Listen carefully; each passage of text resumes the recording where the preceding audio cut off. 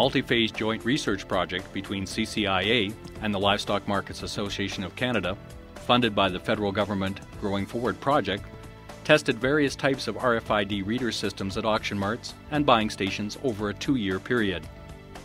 This video highlights the various systems that were tested. An RFID system consists of scanning panels attached to an alley, with reader boxes to record the tag numbers, and software to create movement reports that are submitted to the CLTS. A single scanning alley is 30 to 32 inches wide and 12 to 16 feet long. Typically, there is one panel on each side, but 2 can be used. These are the least expensive alley configurations. The narrow width forces the cattle to move through the system head to tail. Large groups must be funneled into single file to move head to tail through the system for the best results. The speed of commerce may be negatively affected as a result of the restriction of cattle flow at peak processing times. The single alley system works best when located in an area where the cattle are already moving in single file, such as an unloading chute. The width of the single alleys may pose an animal safety issue. Cattle may experience bruising as a result of crowding. Research showed that single alley configurations consistently had the highest read accuracy of all the systems tested. This is because the ear tag is in close proximity to the panel readers, and there is less data collision, which is caused by 2 or more tags in the antenna field at the same time. The mid-priced traditional dual alley system consists of 2 single alleys placed side by side with a 30-inch island in the middle. The 2 alleys process higher volumes of cattle, making it more suitable for an area such as receiving. However, the speed of commerce may be affected because the cattle still have to funnel into single file. The data accuracy was slightly less than the single alley systems. An alternative to the traditional dual alley system is the multi-read system manufactured by an Australian company. It eliminates the middle island and is less than 6 feet long.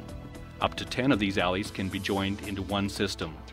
This system has the same high read accuracy as single alley systems, but is more than double the cost of the traditional dual alley.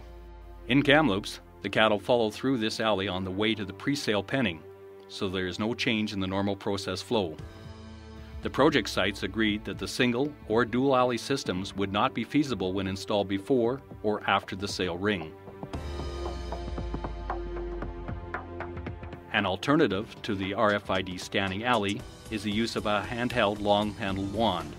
Successfully using the wand required smaller groups of cattle in a confined holding area or in an area where movement is controlled, a vantage point over the cattle from which to use the wand, and a competent operator. In Saskatoon, the catwalk was built prior to the sale ring, and this was a problem as the cattle were moving very quickly, so it was difficult to capture every tag. At Cadillacs, the catwalk was built over the weigh scale where the cattle are confined. The data is collected in the wand and then sent via Bluetooth to the software. The use of these wands has enabled one of the test sites to achieve 100% on all readable tags. This system is used in Australia with a very high rate of success.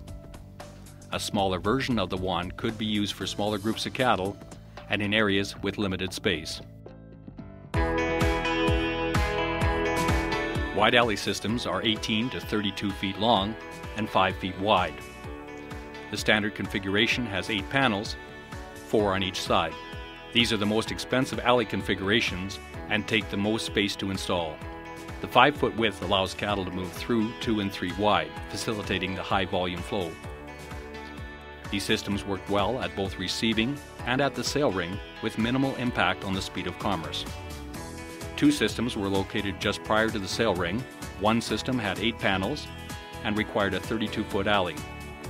The other was a 4-panel system in a 16-foot alley.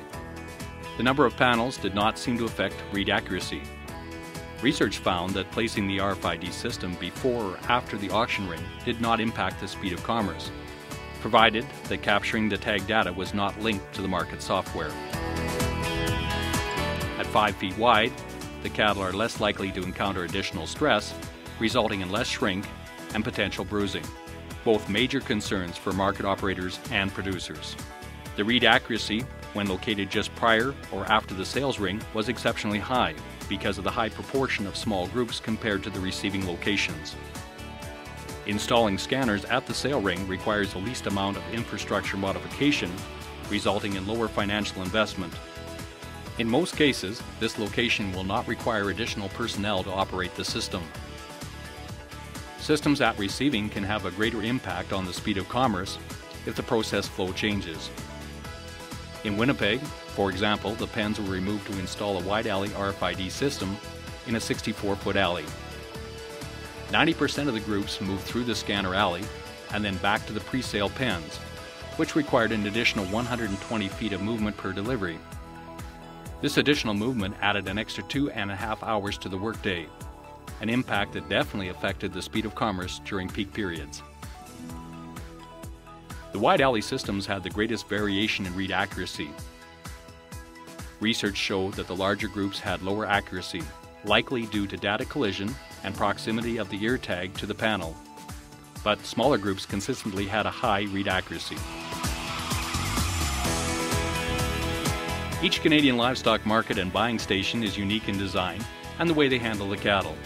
There is no one RFID system that will work at every location. Trying to integrate the RFID technology into existing business process provided many challenges and technical issues that produced varied results. CCIA, LMAC, along with the federal government, will continue to work towards finding solutions for the challenges identified in this research project.